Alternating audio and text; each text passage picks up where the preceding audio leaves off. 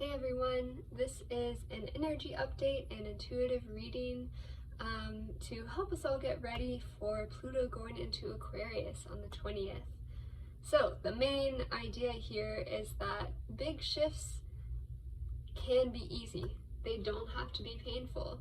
And the more we can bring in supportive frequencies, supportive energies, and supportive information, mental knowledge, the easier this all can be. So let's see what kind of mindset is being encouraged here. All right, the first thing I'm hearing is don't be afraid. That's a classic. I'm being reminded of all these like funny random internet videos that have gone around of like different versions of biblically accurate angels.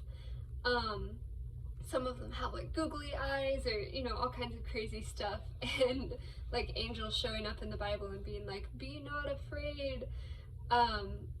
It's kind of like this Aquarius and Pluto thing, is that biblically accurate angel that looks really crazy and kind of scary at first, but then it has like googly eyes or just something really ridiculous like that. So it's like, yeah, it may seem serious at first, but when you take another glance, like, it's pretty cool, it's pretty funny. Don't be afraid, see the googly eyes on the crazy angel. Yeah, and there's a big enlivening sort of energy. I'm hearing endorphins, runner's high, or release. I'm seeing an athlete like finish something really, really big, some intense physical experience, and that rush of both emotion and also like physical, endorphins and whatever other things are going in the body when you finish something like that, that massive feeling of release and just being emptied out in the best way. So there's a big release of like generational trauma, the last little bits of control mechanisms, especially with like the wounded healer archetype. So anywhere that anyone has felt that they needed to sacrifice their healing abilities, that they needed to sacrifice in order to be of value to the whole, to be of value of society, there's a lot of release going on there, because Aquarius is telling us, it's bringing in this new archetype of the King of Wands where you can't serve the whole by sacrificing, by wounding yourself in hopes that it will somehow help other people. That energy is no longer congruent with the times that we are in. It may have been at one time, but all that stuff, all of those belief systems and even, like physical memories are flooding out, releasing with this Aquarius energy coming in. Whew. There may be some stomach clenching kind of feelings going on, and when that happens, just ground and hold your space, because know that it's here to help you. It is here to help you. Yeah, there's this massive big new archetype coming in with the Aquarius energy, where it's like the Aquarius is all about the whole, right? Society as a large, big picture entity. And how are we of service to society? How are we valuable to society? And with the King of Wands, we are valuable by following our potential, achieving our potential, following our curiosity, things that light us up. And you may have had all of these random ideas with the Ace of Wands over the past period of time, and this can be a long period, like years, where it's like, oh, I would like to learn about this, or I've never seen anyone do this thing before, maybe I could do that, or things like that that weren't quite time to be acted on at that time because it wasn't congruent with the energies of the whole. Now the energies of the whole are shifting quite quickly. Remember, the world at large is releasing this massive flow of generational wounding, especially around how we value people in a group setting. There's much more room now to be the King of Wands. So there's a big encouragement here.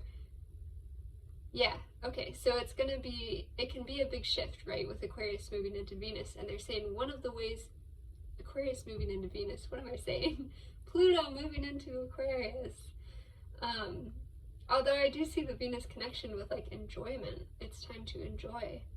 So one of the best ways you can find your footing in this new context is to get really clear about what do you enjoy, what lights you up, what brings you pleasure, and start to imagine how those things can be of service to the group without sacrificing any of that pleasure. And know that you are capable of doing that now in a way that you weren't before. So there's a big encouragement to start collecting up all these little ideas you've had in the past, letting them coalesce, and really embody those ideas. Become the poster child for those things that have popped into your mind over the years. Become the advocate for those things, the Aquarius advocation energy. And one of the best ways you can find your balance, find your footing, is to start to ground them with the Two of Pentacles, to start to make lists, get organized, talk to other people, share things that you didn't feel ready to share before, because now there is space to share those things. People can hear them in a new way. Start to collect people around you who are resonating with your particular presence, your particular experience and interest.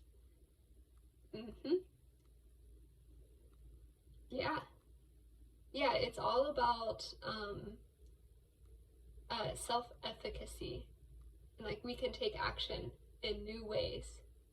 And they're saying half the rebalancing battle here is just helping people to understand that they actually can take action now. And it's retraining your mind a little bit to realize like, oh, you know, you had this pattern of not taking action on these ideas because it wasn't appropriate, but things are different now. And so just retraining your brain to be like, oh, what would the next steps be? How would I do that? Or if I don't know, you know, like, what do I want to learn? How do I gain more information until I do know what the next steps are? That it's time to be that advocate for yourself, to know that you are capable, and to start grounding those things in more tangible ways. All right, this is enlivening energy. It's exciting. So leave a like or a comment if any of that was helpful to you, if any of that resonated with you. And yeah, I love connecting with everyone. As far as I'm concerned, we're doing this as a group.